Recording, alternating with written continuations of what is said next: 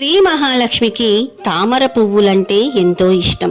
ఇరువైపులా ఏనుగతో చక్కగా మనకి దర్శనమిస్తూ ఉంటుంది. మరి అమ్మవారికి తామర పువ్వులంటే ఎందుకు ఇష్టం? ఇరువైపులా ఏనుగులను ఎందుకు ఆసనంగా చేసుకుంటుంది అనంటే, సరస్సులో తామర నిలకడగా ఉండదు, నీటి ప్రవాహానికి కదులుతూ ఉంటుంది.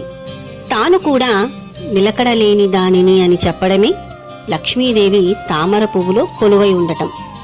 మరి ఇరువైపులా ఏనుగులకు అర్థము తన బలము గజబలమంతటిది అని అర్థం చేసుకోమని పరమార్థం.